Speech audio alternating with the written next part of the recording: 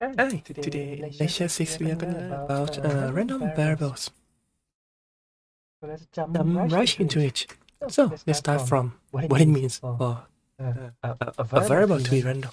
So there are two words here. First we have the word random. We have the word variable. This is the word we use a lot in math. Usually when you see this word, you think about the x. The variable x, it can have any value. From the given set of values or from the given domain. If you have x in an equation, x could be a real number. Let x be any real number. You can tell x that it could be 0, 1, 2, 3, minus 10, minus 5, pi, e, minus square root of 3. For instance, that can be x. And actually, in every time you see a theorem, it kind of have a implicit variable that they don't call it a variable, but somehow or somewhat a variable. Like for instance, when you see the set theorem, last time we learned that let's write as the set first.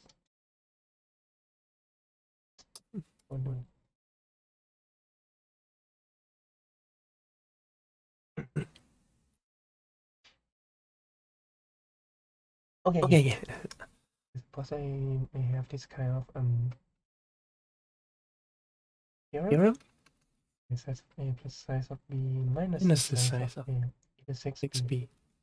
These a and b's are actually they are kind of a variable. These two sets variables. In the sense that a can be anything. A can be any set. B can be any set. And when you compute the size of their union, you can plug them into the formula. So a variable is not limited to just numbers. It can be anything that in any mathematical object. It can be a number, it can be an angle, which is again a number, but it has different meaning than the usual real number. It can be sets, it can be anything we want to. And here we're gonna learn that you can actually have an event as a kind of a variable. Because here we are studying probability. And every time you want to compute a probability of something, that something has to be an event. Any kind of event. And here we learn that what happens when that event is itself a variable. So there was a warm-up.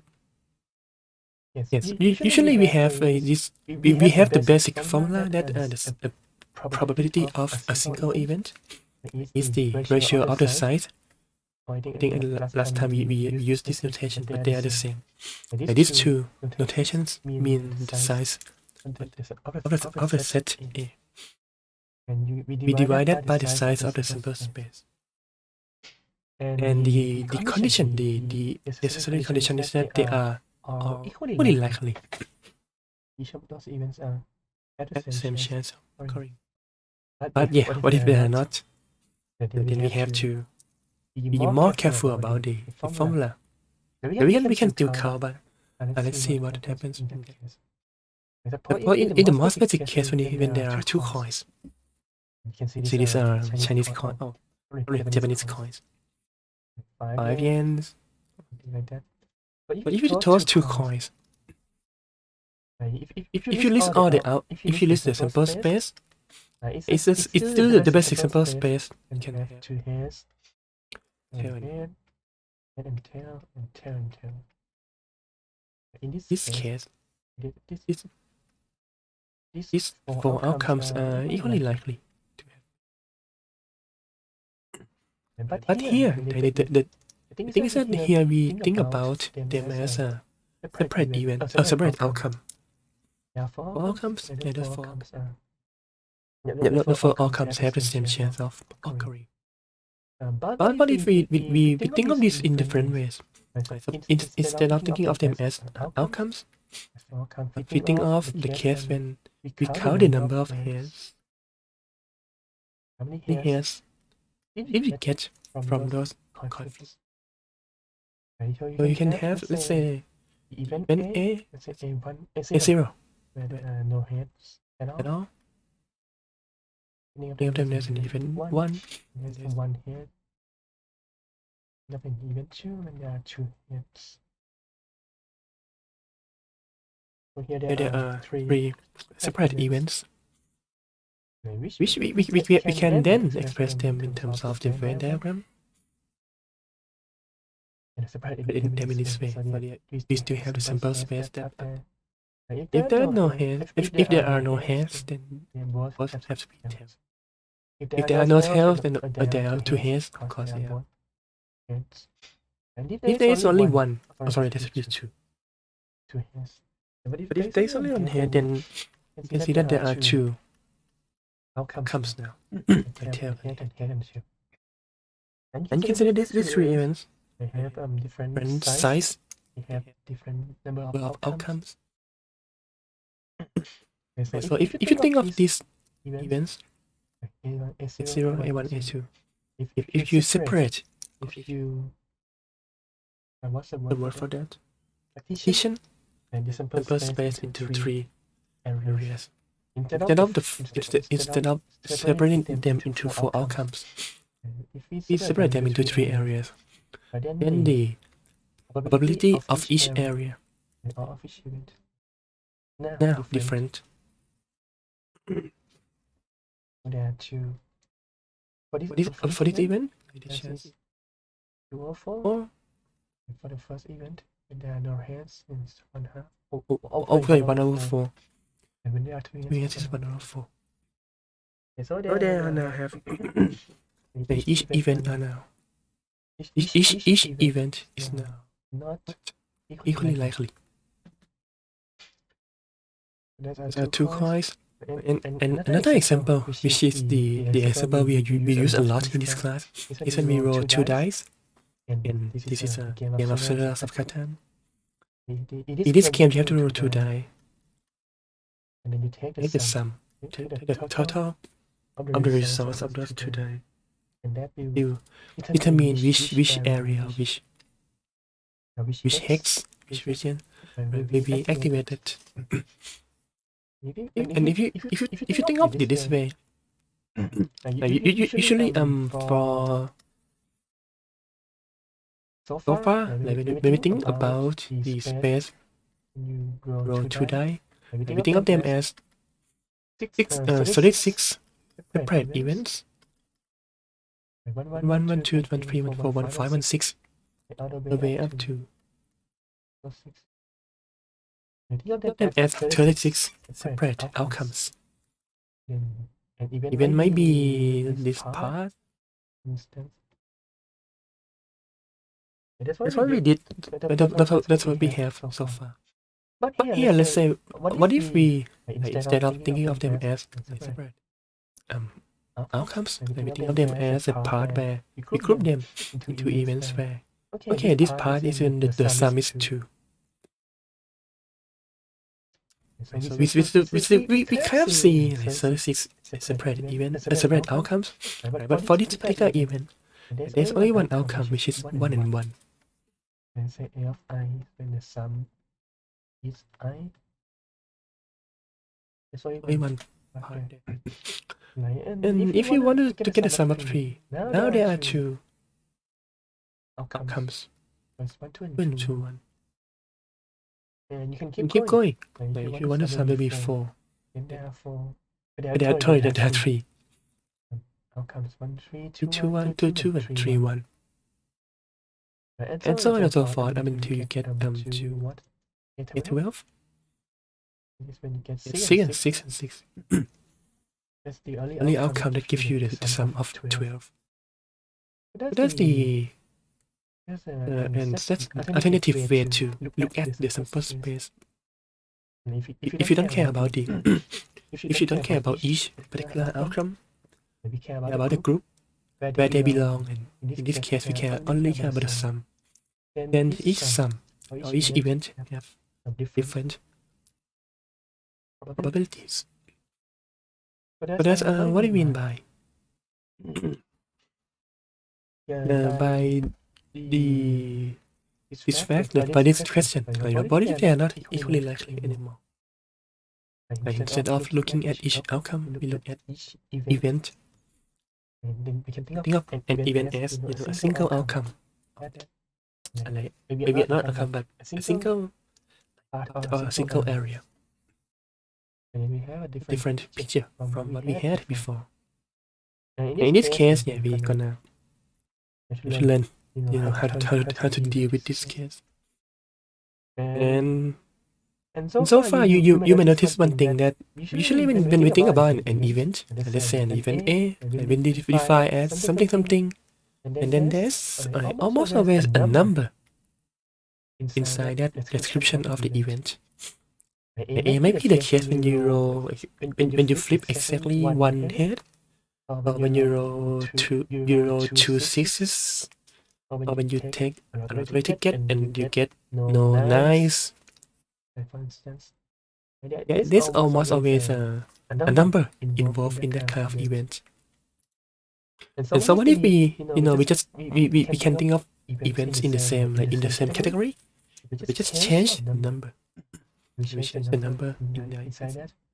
Like for instance, what we just got up here is when we have let's A2 be the event when the sum is 2, A3 be the event when the sum is 3, and so on and so on. So you're gonna have to write a lot of words. You may have to go through from 2, 3, 4, 5, 6 all the way up to 12. And that's too many words to describe the same concept. So what if we do what we just did up there? We can one way is to just make a new notation. Let's AK be the event when the sum is k. That's one thing to abbreviate, to compact all this information into a single kind of event. But actually we can like compact even further. What if we just define the sum to be x? Let the sum be x. Let the sum be x. Because again, you notice that the sum is everywhere. But then we just say, okay, let the sum be x. And then this sentence can be further abbreviated to x equals to k. Isn't that convenient? Now we have lots of events in the same category. We abbreviate it by using a variable k for the number, and then we abbreviate it further by letting the number, this unknown number, to be x. And this is where we go back to using x as a variable. So this is what we are going to do. Oh yeah, this is what I think I mentioned this too early. Yeah, but here this is where we define the familiar variables. There's an x, there's an x, there's an x, there's an x and an n. There's a set a and b. We don't know those values yet. And here we're gonna use the same concept of variable, but we will apply that to an event. So yeah, let's take a look at the formal definition here. Random variable often denoted x. Make sure we are on the same page. Let's describe the outcomes of a statistical experiment in ones. First notice the word outcomes. That means there are more than one event. So there are more than one. There could be more than one outcome. And second, notice that we didn't mention the word event anywhere here. Because the variable itself isn't an event, you see in a moment that we can turn that into a proper event. But for now, x describe any kind of outcomes. Usually the outcomes are usually there are numbers. only then we can compute things. Let x be something. That something is part of the experiment. For instance, I have 4 examples for you. For instance, we can let x be the number of hairs you get when you toss 3 fair coins. So it's kind of an event. It's a number of hairs. And here we don't know yet how many hairs will come up. But if you know, then you are a prophet or something. We don't know yet how many hairs are there. So that's why it is still a variable. We do know that there are 3 coins. We are going to toss the coins. We don't know yet how many hairs will come up. And here, by defining x to be the number of hairs, that implies we are going to focus on counting how many hairs are there, how many hairs there are. In this experiment, you can let x be the sum of dice values when you roll 4 separate dice. Again, you have 4 dice in your hand, but you don't know yet what the sum would be. Let's just be this sum that will happen at some point. You can even let x be the temperature. Again, this is a non-conventional way to use that, but it's not incorrect by definition. Because again, because we talk about tomorrow, it's gonna be some number from 0 Fahrenheit to 100 Fahrenheit. The weather is that bad. It should be between these two endpoints, or these two values. So we can let x be that variable. Oh, yeah. Let x be the number of points you get in this class at the end of the semester.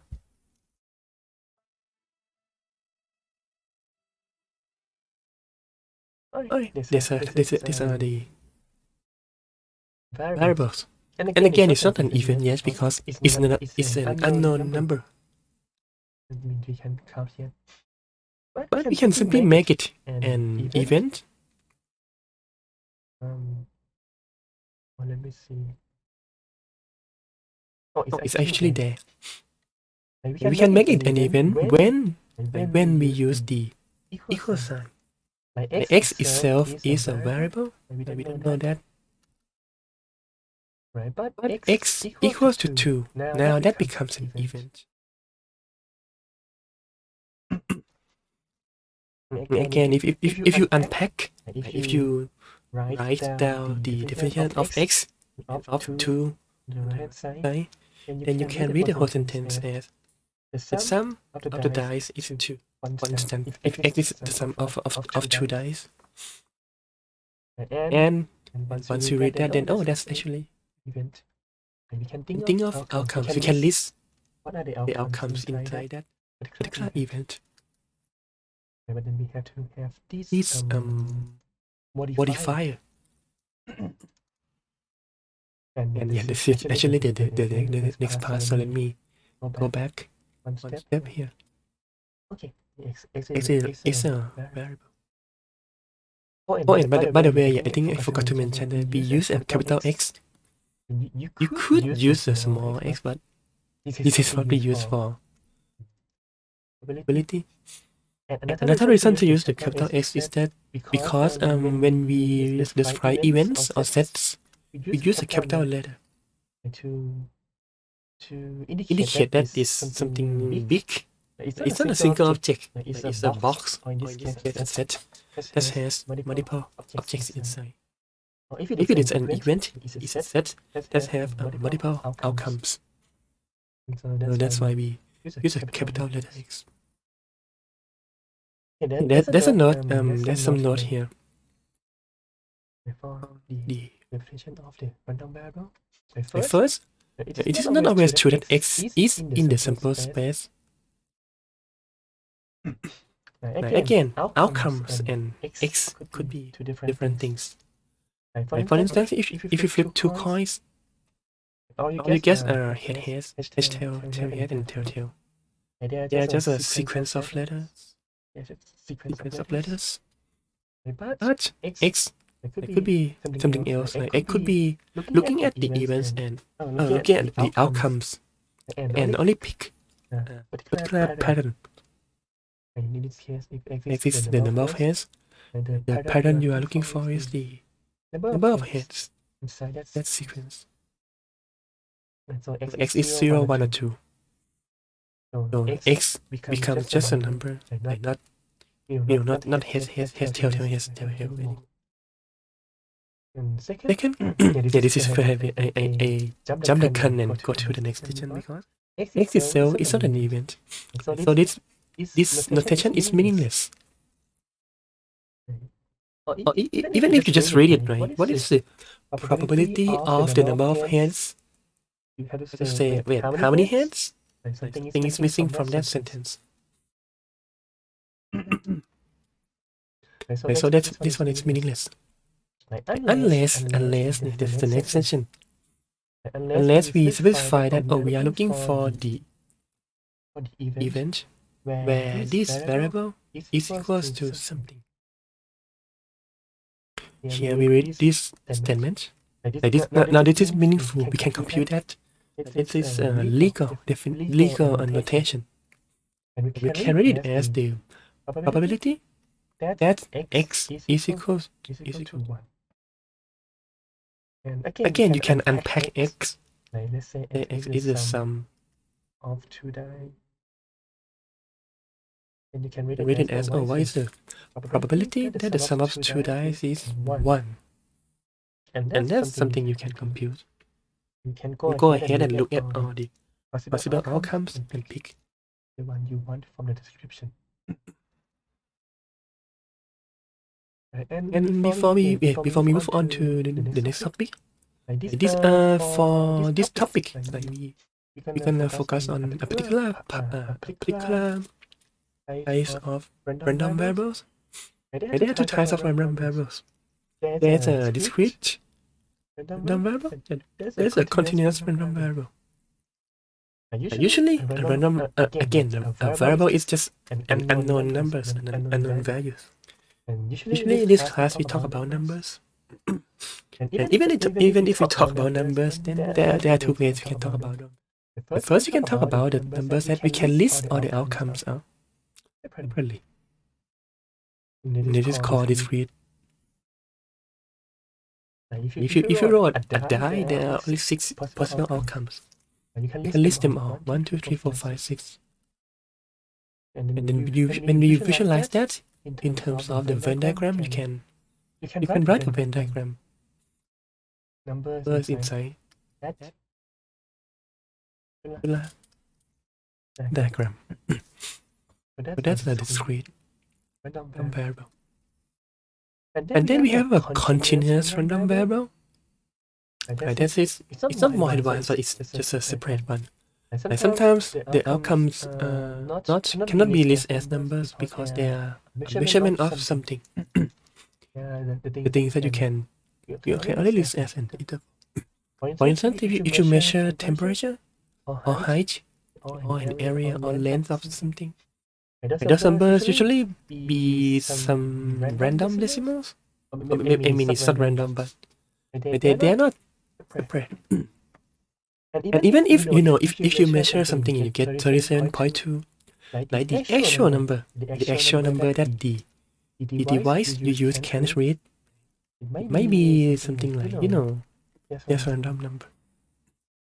It could be more decimal. But these are all we know from the device. Right, and thus we cannot you cannot think of the Venn diagram and have an outcome that is 37.1 here, 37.035, 37.169, or for instance, you can have to write lots of numbers.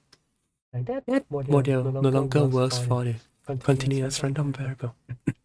But what we can do, and this is what we are going to do, I think it's 3 classes from now, is that we're gonna write them as an interval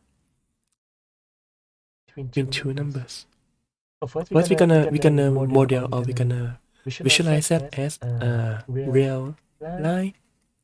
So this is where you put, think of it as a ruler. you have have a line and you have some ticks, some marks. What those Those numbers are, and and you express them as an interval between two numbers. Right? And you are looking for numbers or a variable that is inside this variable. So But you can say that okay, you are looking for a person who is exactly 184 centimeters high.